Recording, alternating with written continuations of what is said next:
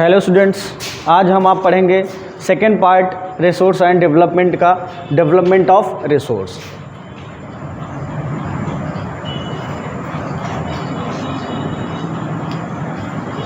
Development of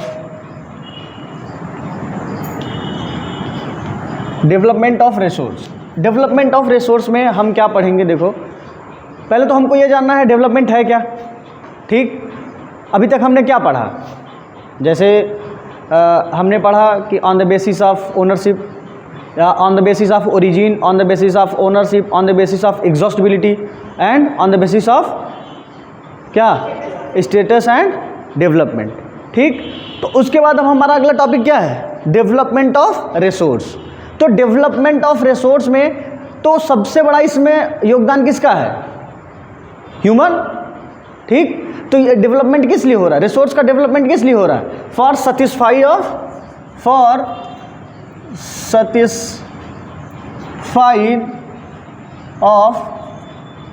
human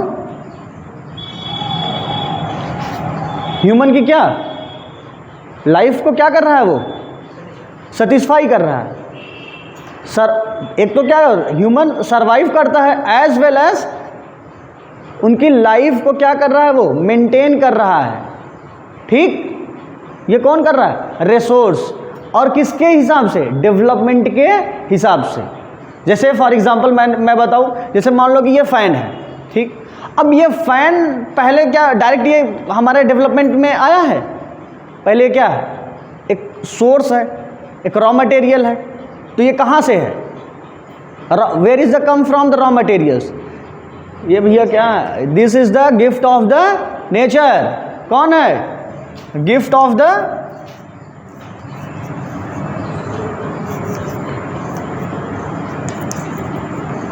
nature का क्या है? ये गिफ्ट है। नेचर का क्या है? गिफ्ट है। किसको मिला है? हाँ, ह्यूमंस को। क्यों? गाय भैंस को तो नहीं मिला। मिला? नहीं मिला। काहे नहीं मिला? इसकी कमजोरी थी ना भाई। कहावत है अकल बड़ी की भैंस, तो कहा जाता है नहीं अकल बड़ी। क्यों? क्योंकि अगर हमारे पास अकल है तो हम उसको भी कैप्चर कर सकते हैं। ठीक, शेर को भी हम मार सकते हैं, जबकि शेर जंगल का राजा होता है। कैसे मार सकते हैं? अपने बुद्धि से, अपने विवेक से। ठीक, अब ये क्या हुआ? गिफ्ट ऑफ द नेचर किसको मिला? ह्यूमन को मिला। अब ये गिफ्ट हो गया, किसके द्वारा मिला? ह्यूमन के द्वारा मिला। तो हमने क्या शुरू कर दिया?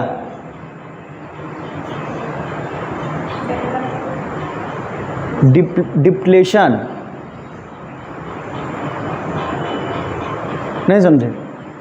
ज़्यादा से बिना सोचे समझे हमने उसको क्या यूज करना शुरू कर दिया। Without thinking, we are use a natural resource that causes start a global crisis like that. What? Global warming and ozone layer depletion हुआ, और environmental pollution। फॉर एग्जाम्पल मानो हम कोल निकाल रहे हैं। ठीक, कोल को जब हम निकालेंगे, एक तो रिसोर्स निकल रहा है, प्लस क्या हो रहा है बच्चा? इसमें से ऐश निकलेगा। ऐश मतलब समझते हो?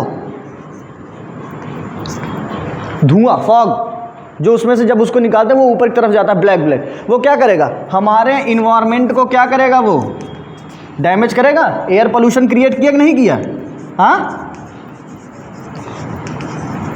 एयर पोल्यूशन क्रिएट किया ना। तो यही है क्या? Development of resource. Development of resource में हम तो डेवलपमेंट कर रहे हैं, लेकिन डेवलपमेंट तो कर रहे हैं, लेकिन समस्या क्या उसमें हो रही है?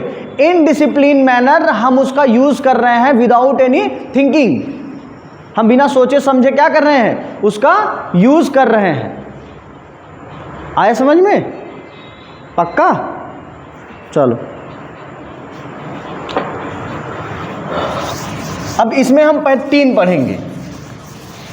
3 पॉइंट हम इसके पढ़ेंगे। First, depletion.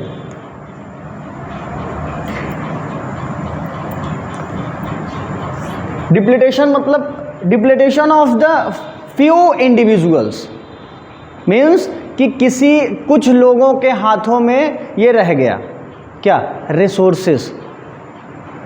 कुछ हाथों में, मतलब समझ रहे हो, रिसोर्सेस तो निकला लेकिन वो क्या हुआ, कुछ हाथों तक ही रह गया। कुछ हाथों का मतलब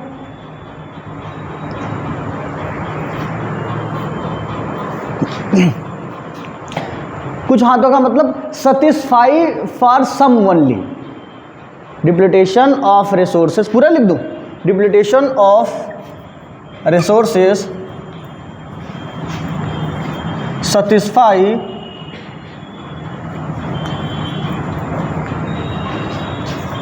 सम इंडिविजुअल्स। कितने लोगों के, कुछ लोगों को ही वो क्या कर पाया, सैटिस्फाई कर पाया। दूसरा, accumulation of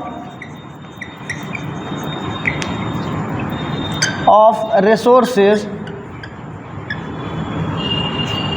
accumulation of resources few satisfy few peoples as well as, साथ ही साथ इसमें क्या हुआ बच्चा, accumulation of resources for satisfy few as well as, accumulation of resources for satisfy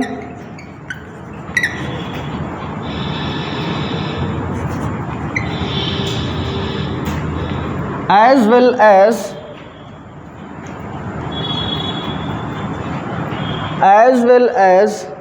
they create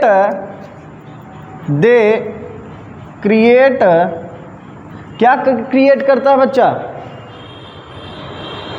differences. किसके बीच में, haves and haves not, haves and have not, या हम कह सकते हैं पुअर और पुअर और रीच। हैव्स मतलब रीच, हैव्स नॉट मतलब पुअर। पहला क्या कहता है कि कुछ चंद हाथों में ही रह गया रिसोर्सेस। दूसरा कहता है कि कुछ लोगों ने ही इसके बारे में क्या किया, वर्क किया। और तीसरा क्या कहता है, तीसरा कहता है कि चंद हाथों में रहा। हैव्स और हैव नॉट मतलब कुछ लोगों को मिला और कुछ लोगों को नहीं मिला। तो जब कुछ लोगों को नहीं मिला तो वो क्या होगा,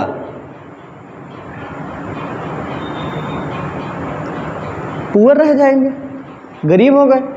ठीक, पहला डिप्लीटेशन, दूसरा एक्कोमोडेशन और तीसरा हम पढ़ेंगे इनडिसिप्लिन, इनडिस्क्रिमिनेशन कह देंगे।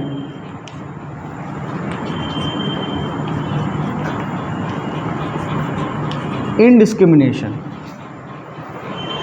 इनडिस्क्रिमिनेशन मतलब बिना सोचे समझे किसी कार्य को करना। अभी मैंने बताया बिना सोचे समझे किसी कार्य को करने का मतलब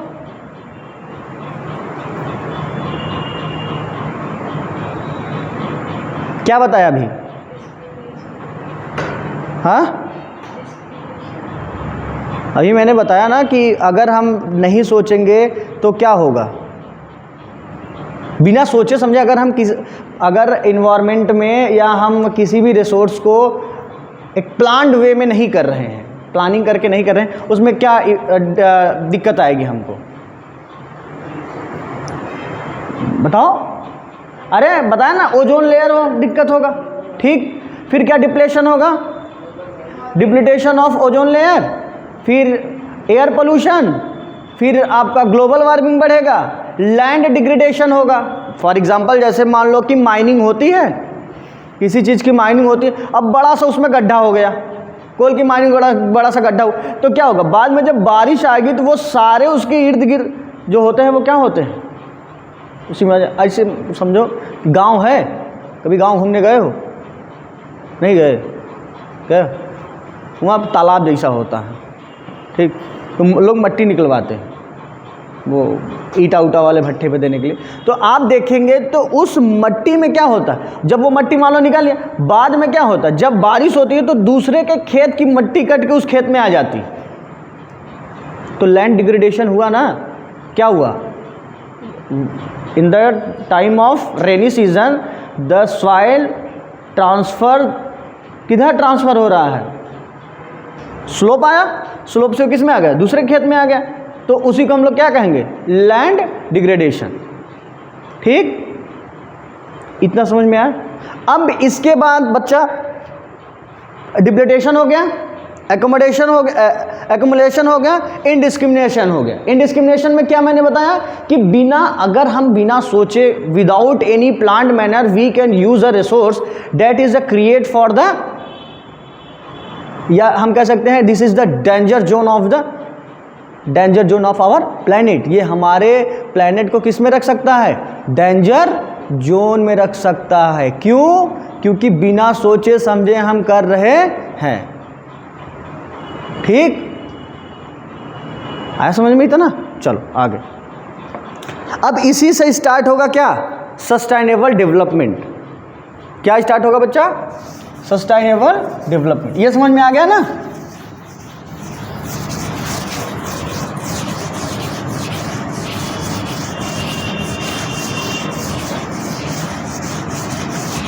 चलो, कौन बताएगा sustainable development? What is sustainable development? We can use a resources, कैसे? Without damaging the environment. We can use a resources without damaging environment for our present development. किसके लिए? प्रेजेंट डेवलपमेंट के लिए। And we can conserve the resources for our future generation. मतलब हम resource को क्या करेंगे? अपने प्रेजेंट टाइम के लिए यूज करेंगे, प्लस बिना इन्वायरमेंट को क्या किए? डैमेज किए, और आने वाले जनरेशन के लिए हम थोड़ा बहुत बचा देंगे। कोयला है, अब थोड़ा पेट्रोल बचा देंगे। भैया देखो, ऐसा पेट्रोल होता था, ये इनमें से निकाला जाता था, कुआं होता था, वहीं से आता था सऊदी अरब से, ऐसा होता था। कोयला है, थोड़ा बहुत कोयला भी बचा देंगे उनको कि हाँ भैया छत्तीसगढ़ में बहुत कोयला था, लेकिन सब निकाल रही है, थोड़ा बचा है, देख लो। तो सस्टेनेबल का मतलब कि आने वाले जनरेशन को भी हमको क्या करना है? दिखाना है, उनको भी कुछ रिसोर्सेज छोड़ के जाना है, हमें अपने प्रेजेंट को भी सही करना है बिना इन्वायरमेंट को डिस्टर्ब किए हुए। कोई डाउट सस्टेनेबल डेवलपमेंट में? पक्का? अगला देखो, रियो डे जेनेरियो। क्या है? Rio de Janeiro. थोड़ा स्पेलिंग देख लेना इसका। ये एक क्या हुआ? अर्थ सब्मिट हुआ। ये एक जगह है ब्राज़ील में, ब्राज़ील 1992। कब हुआ? 1992। कहाँ पे? ब्राज़ील में। क्या नाम रखा गया? रियो डे जेनेरियो अर्थ सब्मिट। कौन सा नाम? अर्थ सब्मिट। ये इसका काम क्या है बच्चा? जाहिर सी बात है, अर्थ सब्मिट दिख रहा है, उसमें कुछ हुआ होगा। देखो इसमें हुआ क्या कि 100 बड़े देशों के लीडर इकट्ठा हुए, ठीक, और उन्होंने प्लान बनाया किसके लिए? कि हमको क्लाइमेट इतना तेज़ी से जो चेंज हो रहा है उसके खिलाफ हमको कुछ न कुछ रणनीति तैयार करनी होगी। बस अर्थ सब्मिट मतलब अर्थ के लिए ही नहीं था, उसमें सोशियो इकोनॉमी के लिए था, पॉवर्टी के लिए था, डिजीज़ के लिए था, ठीक, सारे चीज़ों के लिए था, ठीक है। और उसी में दिया गया एजेंडा 21, क्योंकि उस टाइम पे क्या चल रहा? 21st सेंचुरी चल रहा। तो 21st सेंचुरी ये आ रहा, ये चल रहा कौन सा? 21st century. तो 1992 मतलब ending of the 20th century. 8 साल बाद क्या हो जाता? 20th सेंचुरी खत्म हुआ। तो कौन सा सेंचुरी आ रहा था? 21st century. इसीलिए क्या कहा गया? Agenda 21st, agenda 21। अब एजेंडा 21 के तहत मैंने बताया कि इसी में क्या किया गया, ये फर्स्ट टाइम अर्थ समिट हुआ दुनिया में, जो कि रियो डे जेनेरियो में हुआ, जो कि ब्राज़ील में है, कहाँ पे है? ब्राज़ील में है। इसका मेन मोटिव था कि लोकल लेवल पे इन चीज़ों को क्या करना, समझाना, मतलब कि हर कोई देश इस पे काम कर सके। किस पे? अपने इकोनॉमी पे, ठीक, सोशियो इकोनॉमी, समाज में जो भेदभाव है उसको सही कर सके, अगर कोई डिजीज़ है उसको सही कर सके ना। जो ये एजेंडा 21 का मेन मोटिव था कि लोकल लेवल पे सरकार को या जनता को जागृत करना कि आपको भी इसमें कुछ न कुछ काम करना है। आया समझ में? पक्का? चलो आगे हम आप बढ़ेंगे। नेक्स्ट टॉपिक है रिसोर्स प्लानिंग। क्या है? Resource planning. यहां तक किसी को कुछ पूछना है? कोई दिक्कत हो तो पूछ लो इसी टाइम।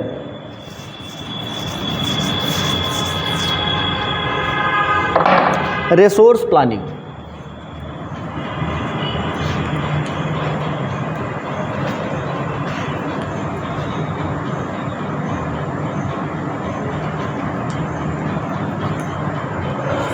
देखो रिसोर्स प्लानिंग क्या है। रिसोर्स प्लानिंग, पहले हम एक एग्जाम्पल के एक एग्जाम्पल चाहिए, तो उसको एग्जाम्पल के तौर पे हम कहेंगे कि मान लो मुझे कोई भी काम करना है। अगर मुझे कोई भी काम करना है तो हमको पहले क्या करना होगा, उसका प्लान बनाना पड़ेगा। We should do any work like a planned manner. ठीक, पहले हमको क्या करनी चाहिए? प्लानिंग करनी चाहिए। हाँ, प्लान करना चाहिए। अब मान लो किसी की शादी करनी है, ठीक है, तो पहले हम प्लान बनाएंगे ना, पहले उसका डेट फिक्स करेंगे, फिर हलवाई को कहेंगे, टेंट वाले को कहेंगे ना, हाँ भाई तुम भी लेते आना 2-4 बर्तन। तो कोई भी काम करना हमको क्या करना होगा? प्लान करना होगा। तो ऐसे ही हमको जब रिसोर्सेज की बात आती है उस जगह पे हमको क्या करना चाहिए? प्लानिंग करनी चाहिए। फॉर एग्जाम्पल जैसे मान लो छत्तीसगढ़,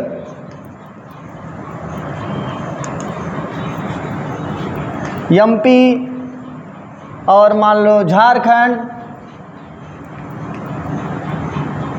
यहाँ पे क्या है? बहुत सारे क्या है? रिसोर्सेस है, मिनरल्स है, मान लो बहुत सारे मिनरल्स हैं। लेकिन क्या यहाँ पे उस प्रकार से इंफ्रास्ट्रक्चर डेवलप्ड है जिस प्रकार से महाराष्ट्र और गुजरात का है? जबकि आयरन और कोयला ये सब यहीं से जाता है। लैकनेस ऑफ इंफ्रास्ट्रक्चर, उस हिसाब से इंफ्रास्ट्रक्चर क्या नहीं है? डेवलप्ड नहीं है, जिसके कारण वहाँ का एटमॉस्फेयर, वहाँ का जो आपका डेवलपमेंट है वो उस प्रकार से नहीं हुआ है जिस प्रकार से और सब जगहों पे होना चाहिए। ठीक, आया समझ में? अगला है, मान लो दिख रहा है। नेक्स्ट मान लो हम बात करते हैं अरुणाचल प्रदेश की। Arunachal Pradesh,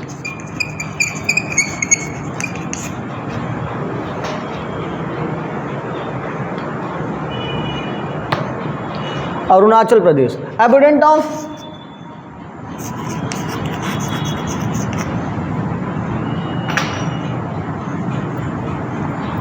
of water resource. यहाँ हम लिखते हैं एबंडेंट ऑफ वाटर, मतलब अरुणाचल प्रदेश में पानी बहुत ज़्यादा है। जाहिर सी बात है, क्यों? क्योंकि अरुणाचल में कौन सी नदी मिलती है? चलो बताओ।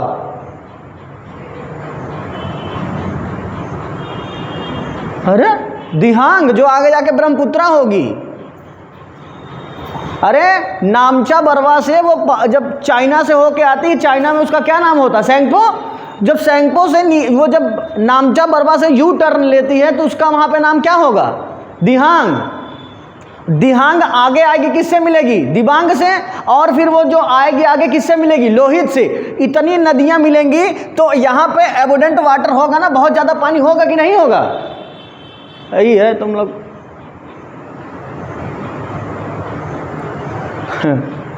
पढ़ो नहीं तू लोग, बस यह करो, खाली हंस लो। Evident water but there lackness of the infrastructure. यहाँ भी क्या है, क्या लैक कर रहा है, इंफ्रास्ट्रक्चर यहाँ भी लैक कर रहा है। क्यों? क्योंकि यहाँ भी प्लानिंग सही से नहीं हो पा रही है। कौन सा प्लानिंग नहीं हो पा रही है? Resources planning. यहाँ भी क्या नहीं हो पा रहा है? यहाँ पे कोयला बहुत है, कोल, लेकिन इसका क्या नहीं हो पा रहा है? Resources planning. क्यों? क्योंकि कोयलों को क्या किया जाता है? ट्रांसपोर्टेशन, ट्रेन से एक जगह से दूसरी जगह ले जाया जा रहा है। अब जाहिर सी बात है, अब मुंबई को क्यों, मुंबई, गुजरात, इन सब क्यों डेवलप्ड हुए? प्लानिंग रिसोर्सेस नहीं भाई। मेन मोटिव क्या था यहाँ डेवलप्ड होने का?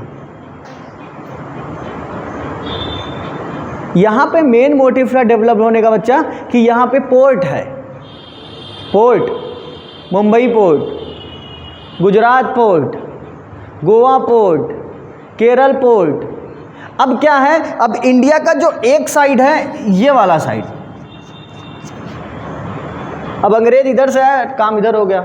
अब पहले उनको कहाँ जाना पड़ता था? बंगाल जाना पड़ता था, तो पूरा ये टहल के यहाँ जाते थे। तो उनको इधर, यहाँ से यहाँ तक का ट्रैवल करने में क्या हुआ? दिक्कत होती थी थोड़ी सी। तो इसके लिए वो कहाँ, यहाँ से सीधा सामान लिया, फिर इधर से निकल गए। इसीलिए उन्होंने बाद में अपना क्या बनाया, फिर ये मान लो केरल, केरल से फिर गोवा, गोवा से ऊपर महाराष्ट्र, यहाँ पर उन्होंने अपना पोर्ट सेंटर बनाया। क्यों? क्योंकि महाराष्ट्र के पास नेचुरल पोर्ट है, गुजरात के पास नेचुरल पोर्ट है, जो क्रॉस दिखता है हल्का से, जब देखोगे हमारा यू बैंड है मुंबई में, तो वहाँ पे आराम से क्या आ जाती है, शिपें आ जाती हैं, वहाँ पे सामान आराम से उतर जाता है। ठीक, ये समझ में आया?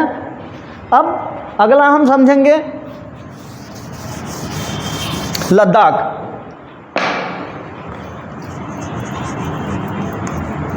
लद्दाख है रिच इन, किसमें रिच है ये? Cultural heritage, rich in cultural heritage. इसके पास कल्चरल हेरिटेज बहुत पुरानी, इसके पास सभ्यताएं हैं, heritage. But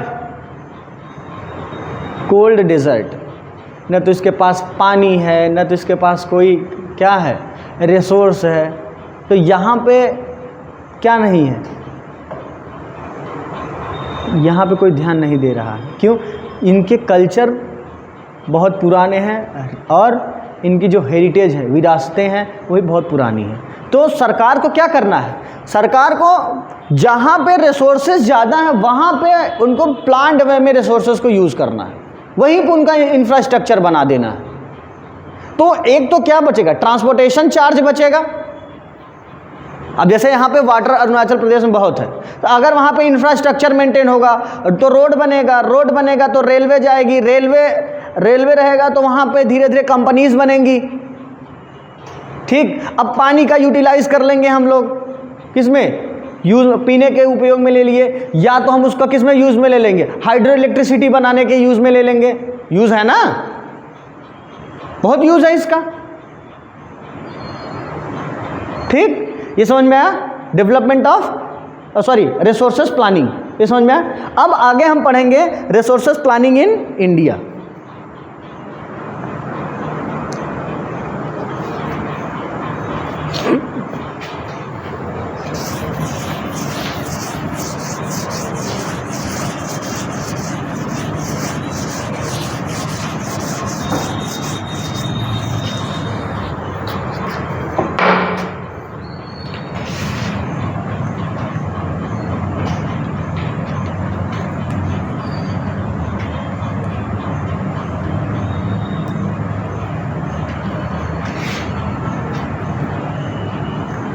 resources planning in India. Resources planning in India का मेन मोटिव क्या है कि जब भी हमको किसी भी रिसोर्स की प्लानिंग करनी है तो पहले हमारे पास क्या क्या होना चाहिए।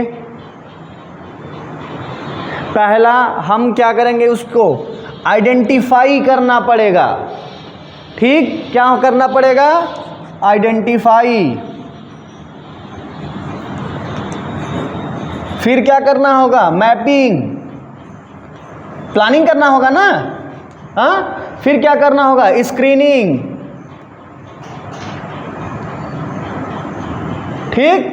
फिर क्या करना होगा? उसका क्वांटिटी चेक करना होगा। क्या? उसके बाद हमको उसका क्या करना होगा? क्वालिटी भी चेक करना होगा। क्यों? क्योंकि जब तक हम आइडेंटिफाई नहीं करेंगे कौन सा रिसोर्स है, ठीक, फिर उसको हमको क्या करना है? मैपिंग करना होगा कि कौन कौन से एरिया में है, फिर उसकी स्क्रीनिंग करनी होगी, इस एरिया में किस जगह है, ठीक। उसके बाद हमको उसकी क्या चेक करनी होगी? क्वालिटी, किस क्वालिटी में है। इतना चेक करने के बाद हमको उसका क्या चेक करना पड़ेगा? क्वालिटी, कि क्या उसकी क्वालिटी सही है कि नहीं, हमारे यूज़ के लिए है कि नहीं, ठीक। इसका जब हम कर लेंगे, नेक्स्ट हम क्या करेंगे? उसका बच्चा, वी हैव अ टेक्नोलॉजी और नॉट, हमको क्या करना होगा? स्किल डेवलप्ड करना होगा, या हमारे पास उस रिसोर्सेस या उस मिनरल्स को निकालने का क्या है? टेक्नोलॉजी है कि नहीं। उस टेक्नोलॉजी के लिए कौन सा स्किल चाहिए ना। तो क्या चाहिए? स्किल चाहिए, और क्या चाहिए? टेक्नोलॉजी। क्या चाहिए बच्चा? Skill and technology. When we have a skill and technology and what? Institution. भैया